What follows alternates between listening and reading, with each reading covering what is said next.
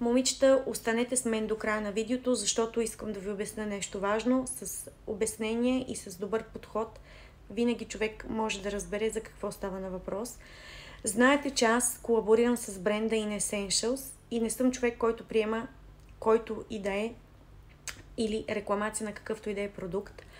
Това е български бренд, който произвежда продукти на биооснова и ще поговорим за техния нов проект Рутина. Т.е. закупувате продукт въз основа на вашия проблем, дали ще е косопат, дали разширени пори, дали акне, дали пъпки, дали разширени вени.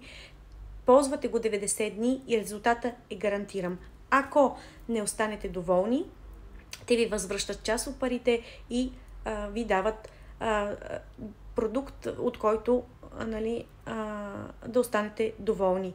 Така, много пъти, и аз съм си го мислила, колкото по-скъп един продукт, толкова по-качествен. Отиваме примерно в аптеката и купуваме някакви продукти, които са пълни химикали и оставаме разочаровани. Затова трябва да се даде възможност на българската козметика, на българския бренд.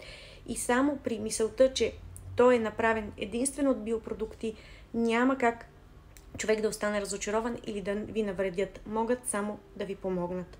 И един малък съвет, много важен. Вие гледате много в кавички инфлуенсъри, в TikTok или в като цяло социалните мрежи, дето предлагат купища продукти, които те дори не тестват, заплаща им се за това, правят го, но само когато погледнете статуса на кожата на един инфлуенсър или на човека, който ви го предлага, вие сами може да си дадете сметка колко качествен е даден продукт и колко не.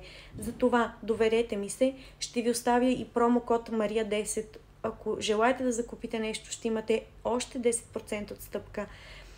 При всякакви въпроси съм на разположение. Желая ви хубав и усмихнат ден. И ще ви покажа биопродуктите. Ето, това са всички продукти, които аз ползвам. Маските, абсолютно всичко описано в сайта. Влезте, разгледайте и очаквам вашите отзиви.